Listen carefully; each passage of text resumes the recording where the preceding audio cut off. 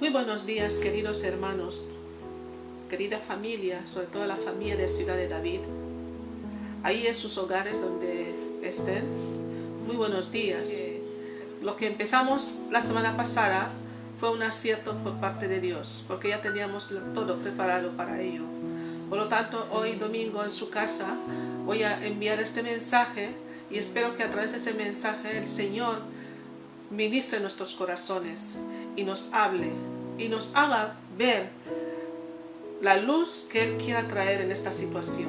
Porque no importa la oscuridad que podamos ver a nuestro alrededor, nosotros somos luz, y si vemos esa luz del Señor, sabremos lo que Dios quiere hacer a través de nosotros.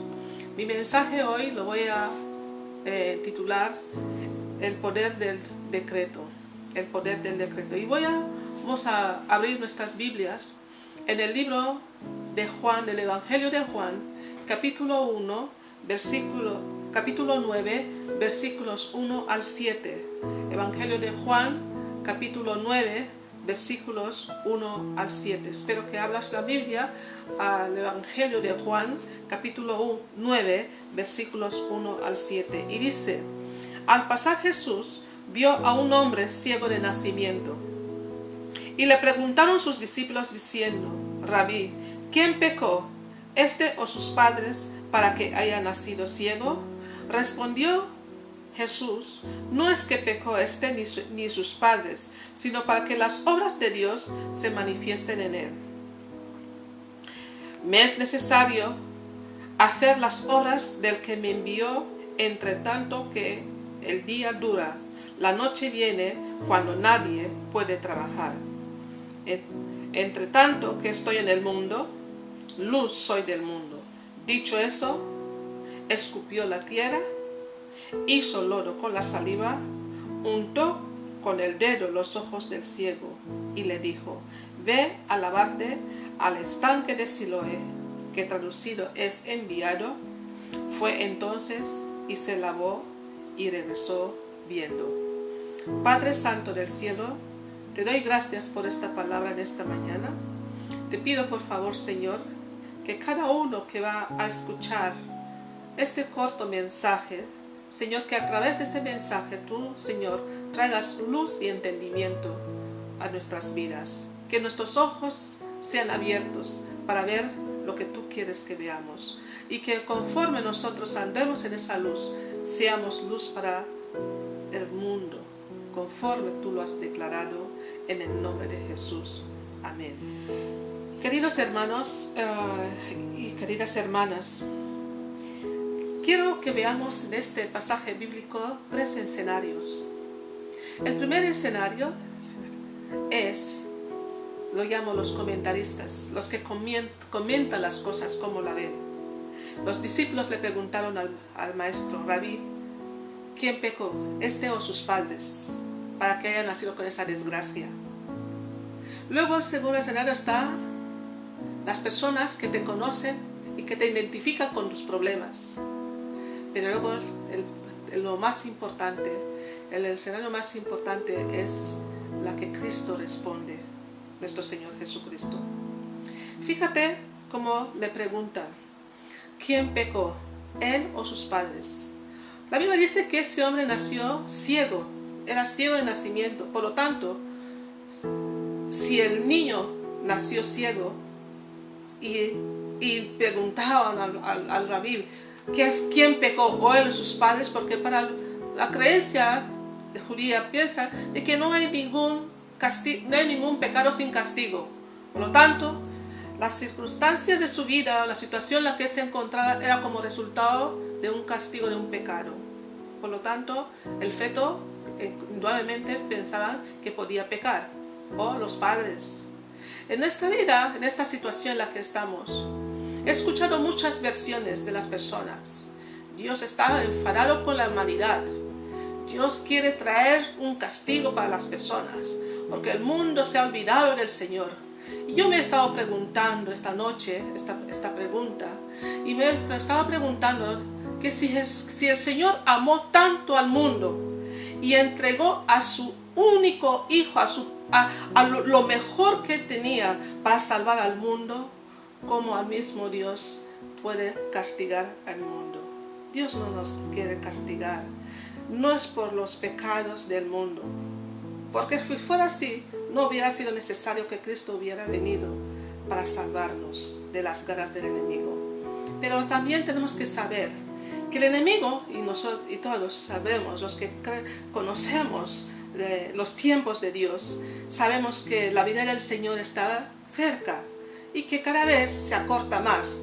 Y Satanás sabe que su tiempo está cada vez más acortado. Por lo tanto, va a hacer todo lo posible de traer cuanta más destrucción posible a la humanidad.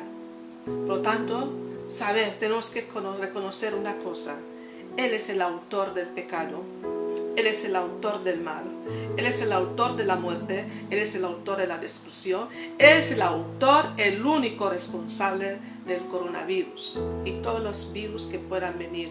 Por eso Cristo dijo que por sus llagas hemos sido sanados. Tuvo que venir a destruir el mal. Hermanos, Jesús le respondió: no es por el pecado de la humanidad, no es porque Él pecó, sino para que la gloria de Dios sea manifestada en Él. Por lo tanto, la gloria de Dios en esta situación será manifestada en el nombre poderoso de nuestro Señor Jesucristo. Pero yo digo que, aunque la ceguera es algo malo, la ceguera física es una enfermedad, y toda enfermedad no es buena, es un defecto, y todo defecto no es bueno, pero la peor ceguera es la espiritual, la peor ceguera. ¿Por qué no nos permite conocer los planes, ver los propósitos, ver lo que Dios quiere mostrarnos? Y entonces creo que esa es la peor ceguera que nosotros podamos tener. Pero Dios dice en su palabra de que cuando estamos necesitados de algo, solo tenemos que declararlo. Dice el Señor en el libro de Génesis, dice: Dios vio que no había luz y dijo: hágase la luz, y la luz se hizo. Por lo tanto, nosotros vemos en este momento que hay mucha oscuridad, hay mucho desastre, hay mucha destrucción. El enemigo quiere destruir a cuantas más vidas posible, pero nosotros tenemos el poder en nuestras manos, porque la Biblia nos dice claramente que el poder de la vida y la muerte está en nosotros, en nuestra boca. Podemos declarar una palabra y esa palabra tomará efecto en el nombre de Jesús. El apóstol Pablo dijo en Filipenses capítulo 3 versículo 10, dice: yo necesito conocerle, necesitamos esa luz de Dios para poder conocerle y el poder de su resurrección y la participación de su padecimiento, llegando a ser como Él, semejante de su muerte, ¿no? Llegando a ser semejante a Él en su muerte. Necesitamos incluir a Dios en todo lo que hacemos en nuestras vidas. En toda nuestra agenda, todo nuestro día a día, necesitamos de verdad poner a Dios, involucrarle en todo lo que hacemos. En todas nuestras decisiones necesitamos involucrarle. Por eso dice el libro de Juan, en el Evangelio de Juan, dice la palabra que en Él estaba la vida, porque en Él está la vida, y la vida era la luz de los hombres. La luz en las tinieblas resplandece, y las tinieblas no prevalecen contra ella. Me gusta cómo lo pone la Nueva Traducción Viviente. Dice: la palabra dio vida a todo lo creado. La palabra dio vida a todo lo creado, y su vida trajo luz a todos. La luz brilla en la oscuridad, y la oscuridad jamás podrá apagarlo. Por lo tanto, lo que estoy tratando de decir ahora es que si nosotros como luz podemos brillar de verdad, toda obra de oscuridad no podrá resistir nuestra luz. Somos luz en el mundo, y las personas deberían ver nuestras buenas acciones reflejadas en nosotros, en nuestro estilo de vida. No nos basta, no es suficiente enseñar a hablar de Dios, enseñar sobre Cristo, sobre Dios. Muchos buenos maestros hablan, todo el mundo puede hablar de Dios. Hasta el religioso, el inconverso puede hablar de Dios. Pero una cosa es hablar de Dios y otra muy diferente es conocer a Dios. Por eso en ese tiempo necesitamos esa luz, para que esa luz nos ayude a conocerle como el apóstol Pablo dijo. Como hijo de Dios, como hija de Dios, no puedes quedarte en la oscuridad. Si las obras de la oscuridad siguen persistiendo en tu vida, debes decretar un cambio. Debes decretar ¿qué? Un cambio. Porque no puedo ser luz y donde quiera que esté, siempre haya problemas y situaciones negativas. En el libro de Génesis capítulo 1, en el versículo 2 y 3 dice la Biblia que Dios vio que había oscuridad. Vio que había oscuridad y decretó: hágase la luz, que haya luz. ¿Y qué hubo? Hubo luz. Nosotros como luz vemos la situación y vamos a decretar sobre esa situación, y conforme decretamos se hará en el nombre de Jesús. ¿Qué es un decreto? Digo que un decreto es un comando, una orden que puedes emitir para que las personas lo obedezcan, ¿no? Para que la gente lo obedezca. Aquí, en lo que vamos a decretar, es un comando, una orden para que las fuerzas del enemigo se paralicen y dejen de perturbar a las personas. Dice el Señor: por el bien de los santos, Él acorta las tribulaciones, por el bien de los santos. Como hijos de Dios, Cristo nos ha hecho reyes y sacerdotes para que nosotros podamos en su lugar tomar las riendas de la situación. Estaba leyendo un libro de un gran maestro y él decía que Dios quiere actuar, pero espera que nosotros oremos, decretemos para que Dios actúe hacia una situación. Pero a veces decimos: pero si hemos estado orando, hemos estado pidiendo a Dios, ¿por qué esa situación? Y he observado de que muchas veces nuestras oraciones no son contestadas porque no hemos reunido las condiciones necesarias para que podamos realmente clamar a Dios.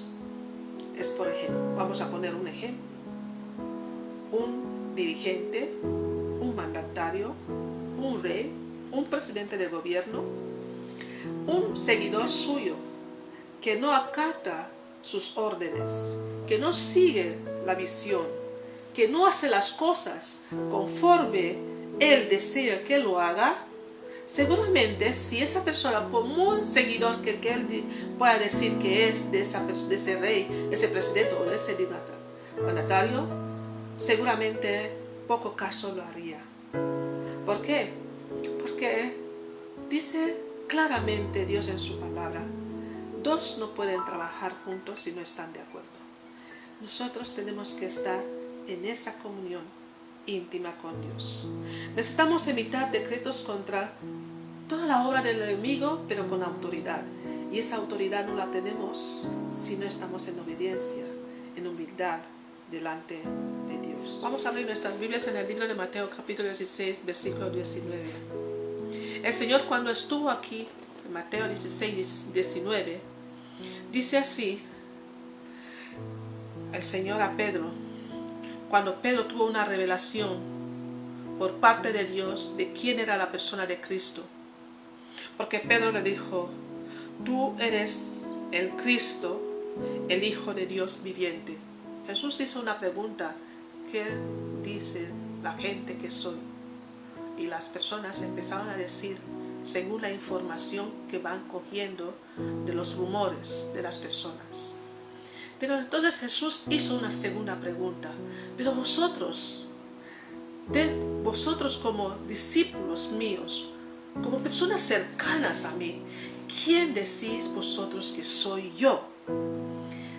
Y Pedro, inspirado por el Espíritu Santo, Dios le abrió sus ojos y en ese entendimiento él declaró: tú eres el Cristo, el Hijo de Dios viviente. Por eso Jesús en el versículo 19 dice: Pedro,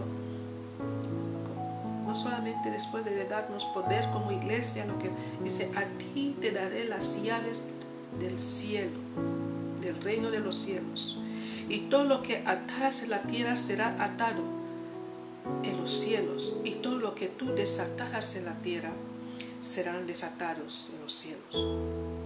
Voy a leer ese mismo pasaje bíblico en la Nueva Traducción Viviente, porque me gusta cómo lo dice: Pedro, a ti te daré las llaves del reino del cielo. Todo lo que tú prohíbas en la tierra será prohibido en el cielo, y todo lo que tú permitas en la tierra será permitido en el cielo. Entonces, lo que yo puedo entender, porque mi corto entendimiento, lo que yo puedo entender es que muchas de las cosas que ocurren es porque nosotros lo permitimos. Estuve leyendo un libro de un gran maestro y decía en el libro de que Dios no puede actuar si nosotros no le ayudemos a que actúe. O sea, nosotros necesitamos dar ese paso para que Dios actúe, incluso en esa situación en la que estamos viviendo en estos momentos.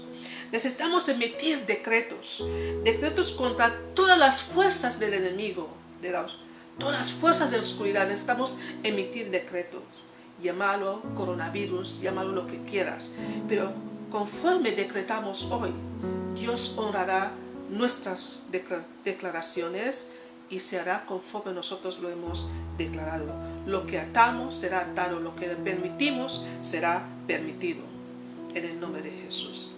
En el libro de Mateo, capítulo 21, del versículo 18 al 21, dice: por la mañana, cuando Jesús regresaba a Jerusalén, tuvo hambre y vio que había una higuera junto al camino. Se acercó para ver si tenía higos, pero solo había hojas. Entonces le dijo que jamás vuelva a dar fruto. De inmediato la higuera se marchitó. Al ver eso, los discípulos quedaron asombrados y le preguntaron: ¿cómo se marchitó tan rápido la higuera?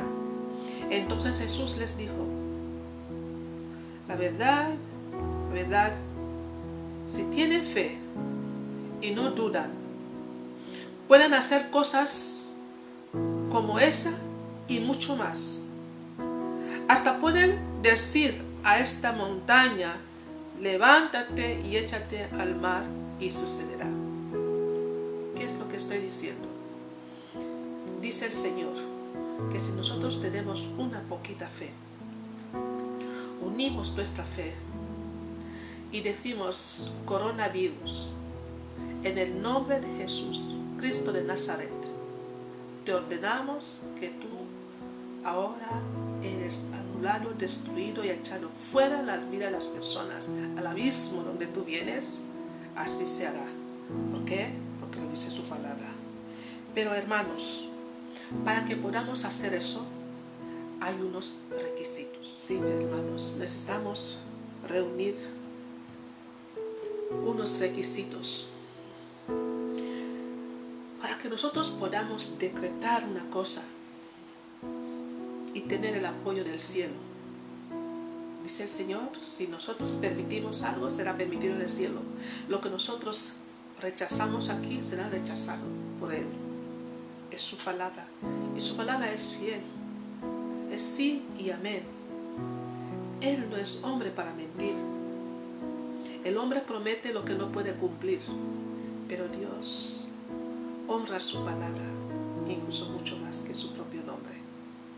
Y esa es su palabra, y en esa palabra vamos a afianzarnos, pero hay unos requisitos que tenemos que cumplir. Para que yo pueda decretar una cosa sobre una situación y los cielos apoyarme, y que ese decreto sea decretado también en los cielos, tengo que tener una buena, íntima relación con Dios. Hermanos, hablamos mucho de Dios. Enseñamos, la gente enseña mucho de Dios. Pero realmente a veces me pregunto, ¿realmente conocemos a Dios?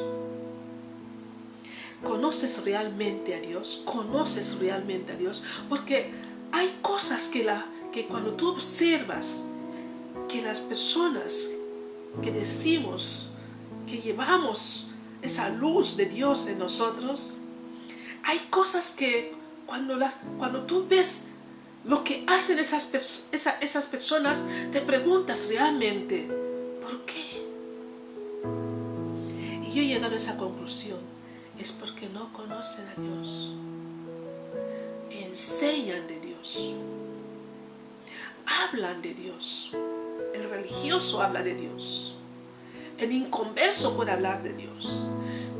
Incluso yo te puedo decir que hay personas que no son cristianos que te pueden explicar el contenido de la Biblia.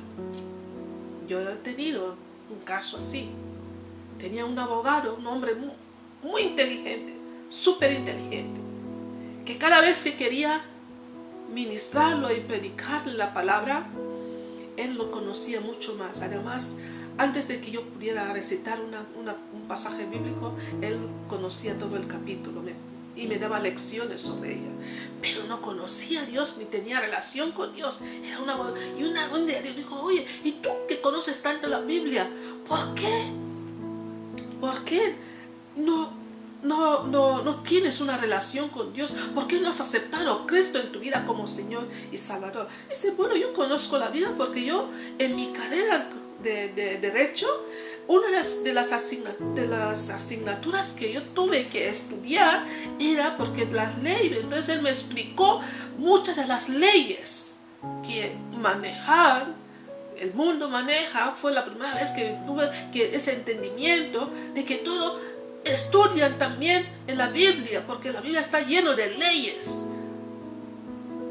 Y entonces, claro, cualquiera puede leer la Biblia, pero solamente el Espíritu de Dios nos revela los secretos de Dios.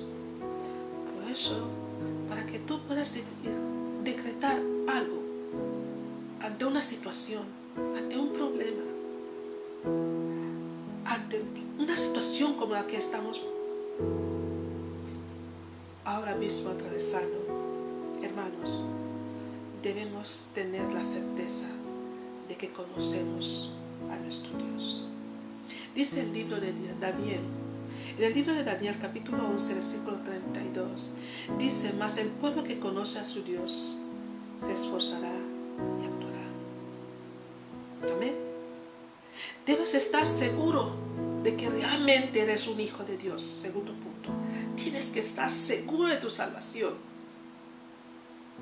Si tú no eres un hijo de Dios, realmente nacido de nuevo, de espíritu y de verdad, de corazón, de mente, si tu vida no ha cambiado, si aún sigues teniendo una mente religiosa en la que peco, caigo en pecado y luego me levanto y Dios me perdona y hago, hermanos, dice que aquel que peca no es de Dios, es del diablo, porque él ya pecó desde un principio. Todo aquel que peca no puedes decir que Dios está contigo, porque el que tiene a Dios no peca. Debes tener una buena intimidad, una buena relación íntima con Dios. Tienes que conocer su palabra, tienes que confiar en su palabra, tienes que relacionarte con Dios en la intimidad. Por eso el libro de los Salmos dice el salmista, tu palabra he adorado en mi corazón para no ofenderte. Dice, tu palabra es luz en mis caminos, lumbrera para mis pasos. Es la palabra de Dios. Debemos ser obedientes a esa palabra y guardarla. Y no permitir que las obras de la carne nos desvíen. Por eso el libro de los Gálatas dice, las obras de la carne son contrarias a las del Espíritu. Porque en el Espíritu es amor, es paz, mansedumbre, etcétera, etcétera. Amén. La palabra de Cristo tiene que morar. Esa palabra tiene que morar abundantemente en ti. Dice la Biblia en el libro de Colosenses, apóstol Pablo lo dice, en el Colosenses 3:16 dice que la palabra de Cristo more en abundancia en vosotros, enseñándoos y exhortaos unos a otros en toda sabiduría, en el nombre de Jesús. Que la palabra de Dios habita en ti ricamente. Y tienes que dejar de caer en el pecado. Huir del pecado. Huir de las cosas que no glorifican a Dios en tu vida. Tienes que dejar, tiene que haber un cambio en tu vida. Si tú no cambias, no puedes decretar. Si tu estilo de vida, las personas no pueden, necesitas poner un cartel en tu frente para que la gente sepa que eres un hijo de Dios. Entonces no has empezado. Un hijo de Dios no necesita decirlo. La gente tiene que verlo en ti. Por eso veían a Cristo en los discípulos. Y le dijeron a esa gente, hablan como Cristo. Actúan como Él. Son pequeños Cristos. Es como Cristo se ha multiplicado en ellos. Hermanos, pregúntate. Hermana, pregúntate. Cristo se ha multiplicado en mí. Puedo decir como el apóstol Pablo, que yo ya no vivo, sino Cristo vive en mí, que la vida que vivo es a través de su gracia. Puedo decir. Y para terminar esta mañana, hermanos, os dejo con esa meditación. Primero, necesitas conocer a Dios. Segundo, necesitas estar seguro de tu salvación. Tercero, necesitas tener una relación íntima y personal con Dios, atesorando su palabra en tu corazón. Cuarto, necesitas ser obediente al Espíritu Santo y dejar que Él te guíe, que el Espíritu Santo sea tu maestro, que sea tu guía. Cuarto, quinto, que la palabra de Dios habite en ti ricamente.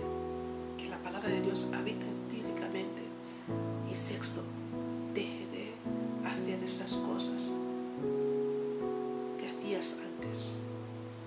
Porque dice la palabra que al que está en Cristo, nueva criatura es.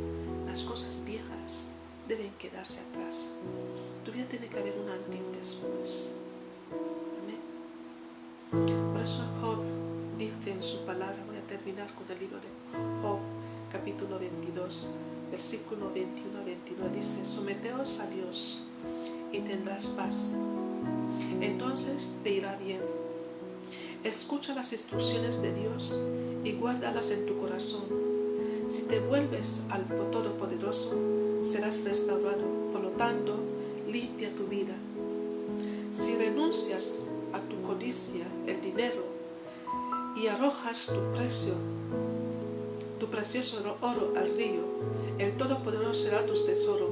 Él será tu plata preciosa.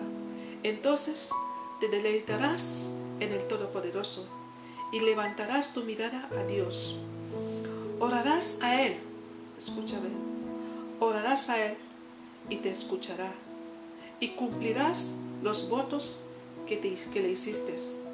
Prosperarás en todo lo que decidas hacer y la luz brillará delante de ti en el camino.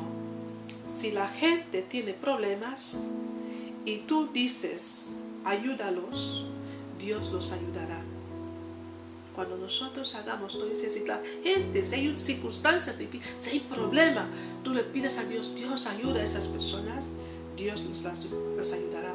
Hasta que los pecadores, dicen que hasta los pecadores serán rescatados. Serán rescatados, ¿por qué? Porque tienes las manos puras. Porque tienes las manos puras, limpias. Amén. Por lo tanto, vamos a decretar, vamos a orar, vamos a pedir a Dios hoy que en el nombre poderoso de nuestro Señor Jesucristo, Él va a restaurar nuestras vidas. Él va a hacer que nosotros desde este momento tengamos hambre y sed para conocerle más. Él va a ayudarnos a tener una relación íntima con Él.